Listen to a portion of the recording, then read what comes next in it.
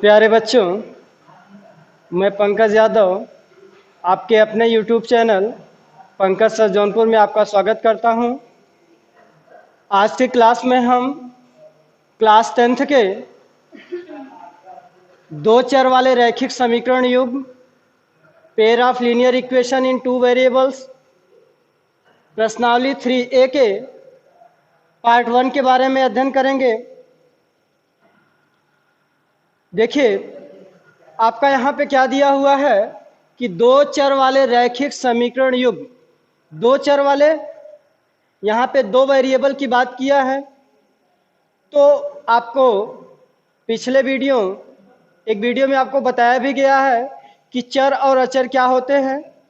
तो थोड़ा सा इस पे डिस्कस कर लेते हैं कि चर क्या होता है और अचर क्या होता है। देखिए, जो चर होता है उसको इंग्लिश में वेरिएबल बोलते हैं और अचर को कांस्टेंट बोलते हैं।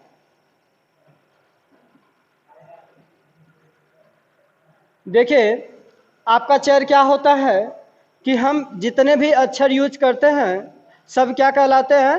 चर कहलाते हैं। जैसे आपका x, y, z, p, q, r and so on. तो इस प्रकार से हम जितने भी अक्षर मतलब A to Z या फिर क से ज्ञ तक जितने भी अक्षर हम यूज करते हैं सब किसके अंतर्गत आते हैं? चर के अंतर्गत आते हैं। क्योंकि चर में क्या होता है कि इसकी वैल्यू फिक्स नहीं होती है। जैसे x की वैल्यू जो है क्या होती है? फिक्स नहीं होती है। कभी x की वैल्यू 3 आ जाती है, कभी x की वैल्यू क्या आ जाती है? 4 आ जाती है, 9 आ सकती है। मतलब इसका जो है हर कंडीशन में, हर इक्वेशन में इसकी वैल्यू क्या होती है? चेंज होती रहती है। तो इसलिए ये जो है वेरिएबल के अंतर्गत आता है। जो अचर क्या होता है? अचर मतलब आपका एक, इसको इंग्लिश में कांस्टेंट करते हैं।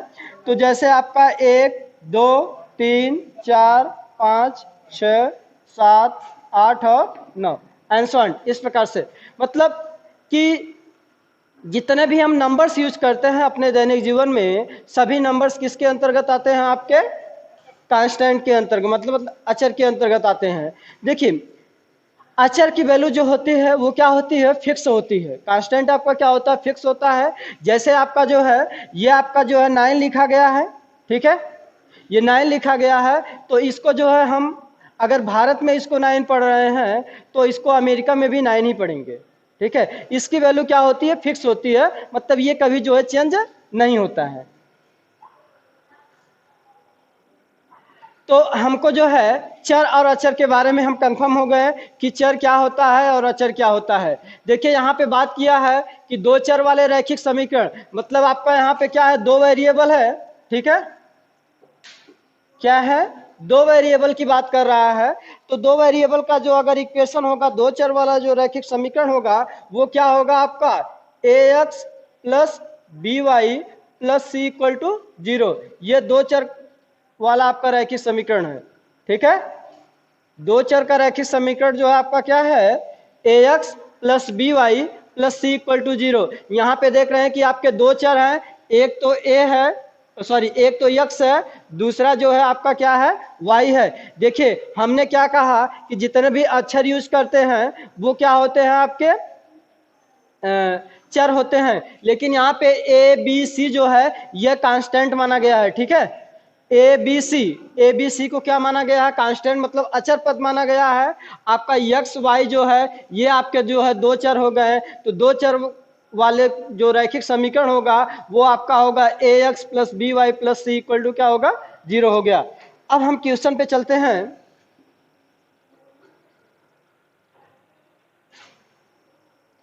देखिए, जैसे अगर कोई दो इक्वेशन दिया हुआ है, a1x plus b1y plus c1 equal to 0 और a2x plus b2y plus c2 equal to 0। ये आपके दो चर वाले दो रैखिक समीकरण है। एक आपका रैखिक समीकरण है a1x plus b1y plus c1 equal to 0। दूसरा आपका रैखिक समीकरण है a2x plus b2y plus c2 equal to 0। ये आपके दो रैखिक समीकरण दिए हैं। इन दोनों रैखिक समीकरण से अगर आपको जो है x और y की वैल्यू निकालना है, ठीक है, क्या करना है, ये आपके जो दो रैखिक समीकरण दिए गए हैं इनसे अगर x और y की वैल्यू निकालना है तो हम किस प्रकार से निकाल सकते हैं या फिर इसके कितने मेथड हैं। ठीक है, इसके जो है आपके चार मेथड हैं, जो है चार तरीके से इसको हम निकाल सकते हैं, इसको सॉल्व कर सकते हैं। यहाँ से जो है हम एक्स वाई की वैल्यू जो है निकाल सकते हैं। वो चार तरीका क्या है, जो पहला है आपका जो है वो है ग्राफिकल निरूपण या फिर ग्राफिकल मेथड। ठीक है, तो ग्राफिकल के द्वारा जो है आप इसको सॉल्व कर सकते हैं। दूसरा आपका जो है प्रतिस्थापन विधि है, और तीसरा जो है विलोपन विधि है, और चौथा आपको जो है वज्र गुणनखंड विधि है। मतलब क्या, अगर आपके दो इक्वेशन दिए गए हैं तो इन दोनों इक्वेशन को जो है हम चार मेथड द्वारा जो है सॉल्व कर सकते हैं। मतलब वहां से x और y की वैल्यू निकाल सकते हैं। पहला आपका जो है ग्राफिकल मेथड है, दूसरा आपका जो है प्रतिस्थापन है, तीसरा आपका जो है विलोपन विधि है, चौथा आपका जो है प्रतिस्थापन विधि है। तो हम सबसे पहले चर्चा करेंगे आपके प्रश्नावली 9A के पार्ट 1 में जो है हम सारणी विधि से देखेंगे, मतलब ग्राफिकल मेथड देखेंगे कि ग्राफिकल मेथड से जो है इस इक्वेशन को किस प्रकार से सॉल्व किया जाएगा। जैसे आपका क्वेश्चन दिया हुआ है, देखिए यहाँ पे इक्वेशन तो नहीं दिया है, लेकिन हमको पहले क्या करना पड़ेगा, इक्वेशन को सबसे पहले बनाना पड़ेगा। तो इक्वेशन आपका देखिए आपका जो क्वेश्चन दिया हुआ है वो दिया है कि आफताब अपनी पुत्री से कहता है कि 7 वर्ष पूर्व मैं तुमसे 7 गुनी आयु का था, अब से 3 वर्ष बाद मैं तुमसे केवल 3 गुनी आयु का रह जाऊंगा। इस स्थिति को बीजगणितीय एवं ग्राफी रूपों में व्यक्त कीजिए। देखिए क्या करना है, जो आपका एक दिया हुआ है क्वेश्चन, इसको जो है बीजगणितीय रूप में लिखना है और जो है इसको ग्राफी रूपों में जो है निरूपित करना है। तो सबसे पहले इसका हम इक्वेशन बनाएंगे। देखिए क्वेश्चन आपका क्या कह रहा है कि आफताब अपनी पुत्री से कहता है, मतलब क्या है, आफताब जो है अपनी पुत्री से क्या कह रहा है कि 7 वर्ष पूर्व मैं तुमसे 7 गुनी आयु का था, अब से 3 वर्ष बाद मैं तुमसे केवल जो है 3 गुनी आयु का रह जाऊंगा। देखिए सबसे पहले यहाँ पे हम इक्वेशन बनाएंगे। इक्वेशन किस प्रकार से बनाएंगे, जो है यहाँ पे हम मानेंगे, माना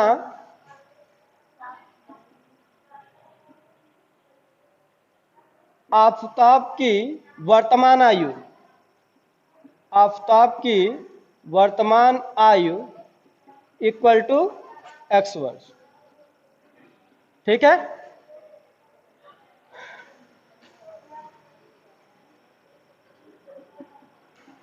पुत्री की वर्तमान आयु, देखिए आफताब की पुत्री की वर्तमान आयु जो है उसको हम y वर्ष मान लेते हैं, क्योंकि यहाँ पे जो हमको इस लेसन में दो चर के रैखिक समीकरण के बारे में पढ़ना है, तो आप एक x मानेंगे, दूसरा जो है y मान लेंगे। देखिए कह रहा है कि 7 वर्ष पूर्व, देखिए 7 वर्ष पूर्व का मतलब क्या हो गया, 7 वर्ष पूर्व मतलब पहले हो गया। 7 वर्ष पहले जो है ये यहाँ पे लिखेंगे 7 वर्ष पूर्व। देखिए 7 वर्ष पूर्व आफताब की आयु क्या रही होगी। देखिए इस समय तो आपका x वर्ष है, वर्तमान समय में आपका x वर्ष है। 7 वर्ष पूर्व कितनी रही होगी आपकी, यहाँ पे लिखेंगे आफताब की आयु कितना हो जाएगा, x माइनस 7 वर्ष। देखिए क्यों माइनस हुआ, क्योंकि जैसे अगर जो है मेरी उम्र इस समय 23 साल है, तो आपका जो है 7 साल पहले क्या होगी, मेरी उम्र इस समय कितनी है, 23 साल है, तो 7 साल पहले आपकी कितनी हो जाएगी, 16 साल हो जाएगी। तो हमने क्या किया, उस 23 साल में से जो है आपका जो 7 साल था उसको हमने माइनस कर दिया, क्योंकि पहले की बात किया है। तो पुत्री की आयु क्या हो जाएगी, पुत्री की आयु, पुत्री की आयु भी आपकी क्या हो जाएगी, 7 वर्ष कम हो जाएगी। तो y माइनस कितना हो जाएगा, 7। देखिए कह रहा है कि 7 वर्ष पूर्व मैं तुमसे 7 गुनी आयु का था।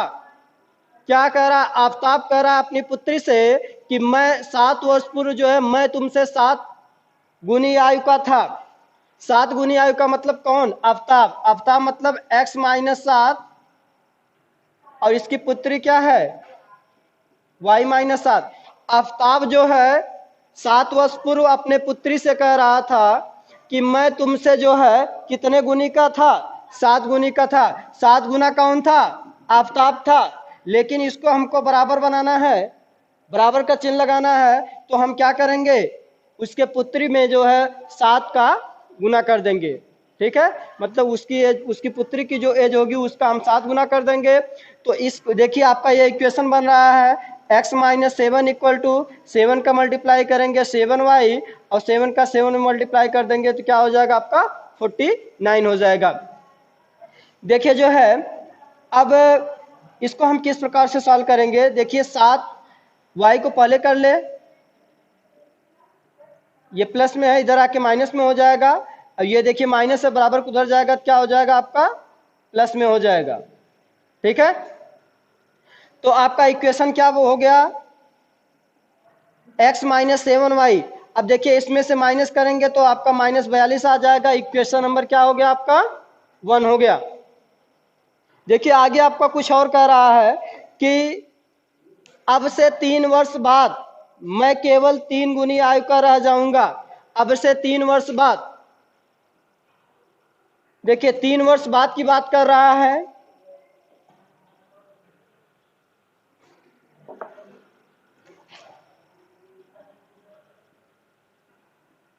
तीन वर्ष बाद, देखिए 3 वर्ष बाद क्या होगा?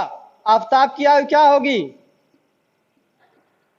आफताब की आयु ये आपका x+3 हो जाएगा, क्योंकि इस समय क्या है आपका x वर्ष है। तो 3 साल बाद क्या होगा? 3 साल और बढ़ जाएगा, मतलब x+3 हो जाएगा। और पुत्री की आयु क्या हो जाएगी?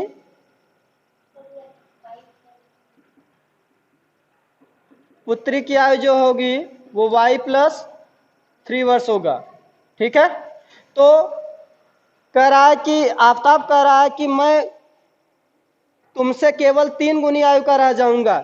इसका मतलब कि x+3, आफताब जो है किससे कह रहा है? अपने पुत्री से कह रहा है कि मैं तुमसे जो है 3 गुनी आयु का रह जाऊंगा। मतलब आपका इसको बराबर करने के लिए 3 का मल्टीप्लाई उसके क्या कर देंगे? पुत्री में कर देंगे। तो ये होगा आपका x+3 इक्वल टू, इसका मल्टीप्लाई करेंगे 3y और 3 का 3 में मल्टीप्लाई कर देंगे 9 आ जाएगा। तो ये देखिए आपका x ये प्लस में है, इधर आएगा माइनस में हो जाएगा। ये 9 और ये प्लस है, उधर जाएगा क्या हो गया? माइनस में। तो आपका x-3y इक्वल टू क्या हो जाएगा? 9 में से आप 3 माइनस करेंगे तो कितना आ जाएगा? 6 आ जाएगा। इक्वेशन नंबर क्या हो गया? 2। देखिए अब आपको जो है 2 इक्वेशन प्राप्त हो गए। इन दोनों इक्वेशन से पहले हम जो है टेबल बनाएंगे। टेबल बनाने के बाद जो है मतलब आपका जो है ये बीजगणितीय रूप में प्राप्त हो गया, क्योंकि इसमें 2 चीज कहा है, एक तो बीजगणितीय रूप का है, दूसरा जो है इसको ग्राफीय रूप में निरूपित करना है। तो बीजगणितीय रूप में आपका निरूपित हो गया। क्या हुआ? पहला इक्वेशन आपका x-7y इक्वल टू -42 आया। दूसरा इक्वेशन जो है x-3y इक्वल टू 6 आ गया। ये आपका बीजगणितीय रूप हो गया। अब इसको ग्राफिकल मेथड में जो है व्यक्त करना है, तो ग्राफिकल मेथड में इसको किस प्रकार से हम व्यक्त करेंगे? देखिए ये आपके 2 इक्वेशन आ गए हैं। इन दोनों इक्वेशन से किसी एक की वैल्यू निकाल के जो है वहां पे टेबल बनाया जाएगा। ठीक है, दोनों इक्वेशन में यही होगा। एक टेबल बनाने के बाद जो है तब आपको ग्राफ बनाया जाएगा। तो हम देखते हैं किस प्रकार से इसको किया जाएगा।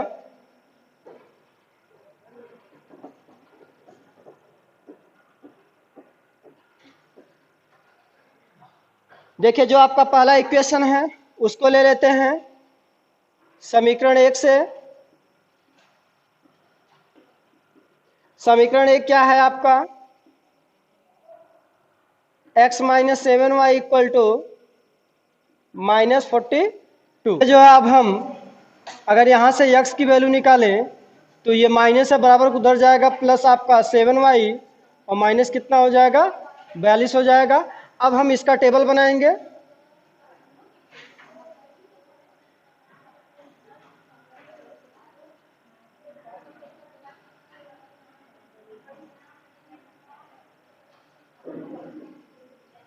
देखिए यहाँ से अगर हम y का मान रखें तो हमें क्या होगा, x की वैल्यू प्राप्त होगी।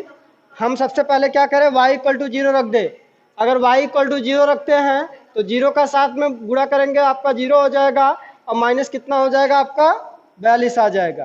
ठीक है, उसके बाद हम y की वैल्यू कितनी रख दे, 6 रख दे। तो देखिए 6 सत्ते 42, 42 माइनस 42 कितना हो जाएगा, आपका 0 हो जाएगा। फिर y की वैल्यू हम क्या रख दें, 12 रख दें, क्योंकि देख रहे हैं कि 6 का अंतर है, तो इसलिए पहले 0 फिर उसके बाद 6, तो फिर आप 12 रखिए। तो 12 सत्ते कितना हो जाएगा, 84। 84 में से आप जो है 42 माइनस करेंगे, कितना आ जाएगा आपका, 42 आ जाएगा। ठीक है, फिर जो है अब देखिए ये आपका जो है समीकरण नंबर 1 से ये टेबल बन गया जो है। इसी प्रकार से हम समीकरण नंबर 2 लेंगे। आपका समीकरण 2 क्या है, समीकरण 2 से समीकरण नंबर 2 है आपका x minus 3y equal to 6। देखिए अभी हम पीछे जो है समीकरण नंबर 2 जो है बनाए थे, x minus 3y equal to 6 था जो है। अगर यहाँ से हम x का मान निकालेंगे तो क्या होगा, आपका ये माइनस है बराबर उधर जाएगा तो प्लस 3y, और प्लस आपका कितना हो जाएगा, 6 हो जाएगा। ठीक है, तो यहाँ पे हम इसका टेबल बनाएंगे।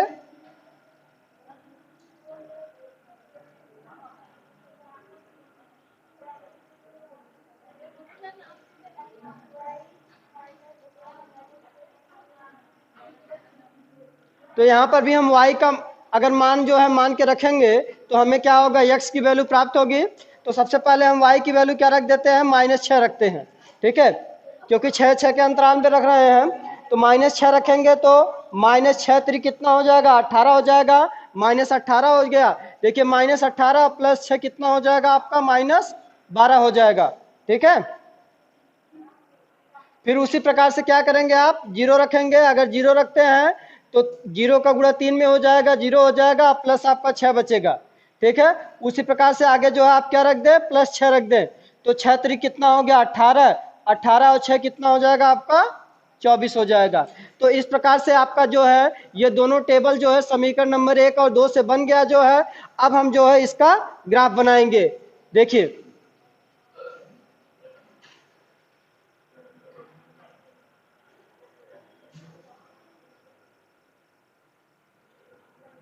देखिए आपका ये जो है x अक्ष है,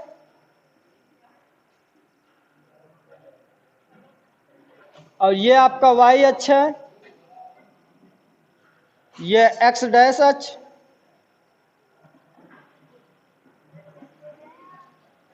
और ये आपका y डैश अक्ष।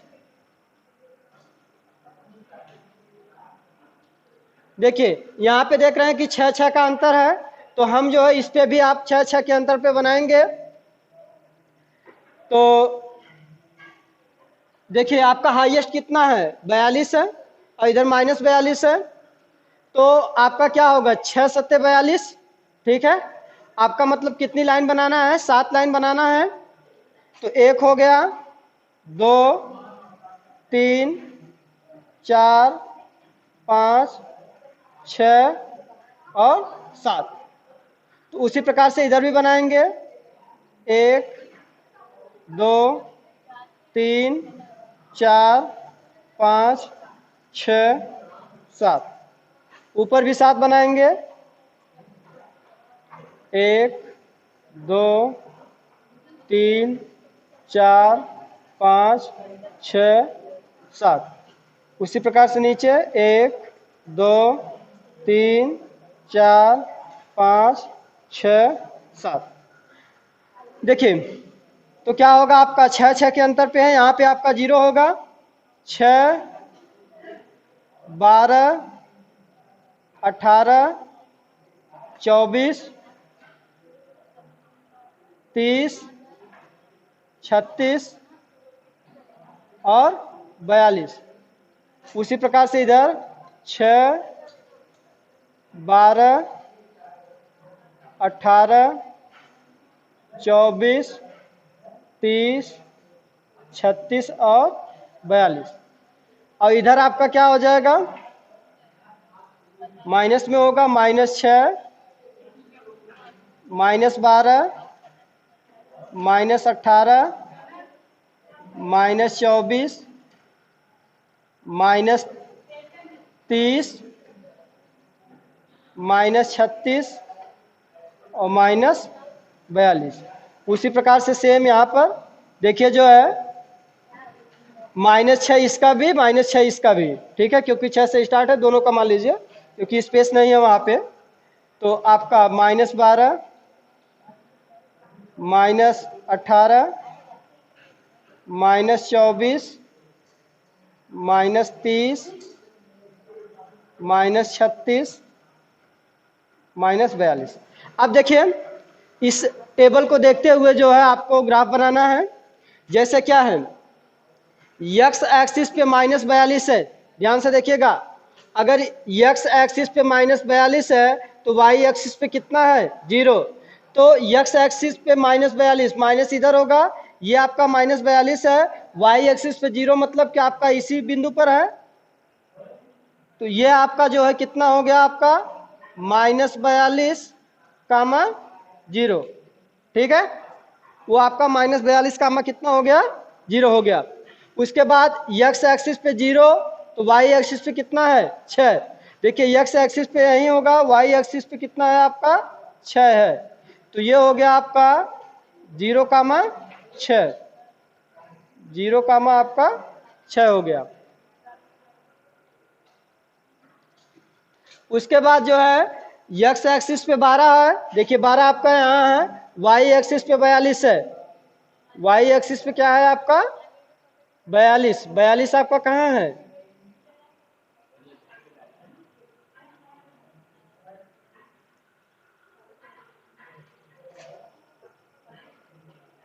यक्स सॉरी जो यक्स एक्सिस पे 42 है, ठीक है। यक्स एक्सिस पे क्या है, अगर 42 है तो वाई एक्सिस पे 12 है, तो वाई एक्सिस पे 12 आपका कहाँ हो जाएगा, ये यहाँ पर, ये आपका हो जाएगा 42, 12 हो गया।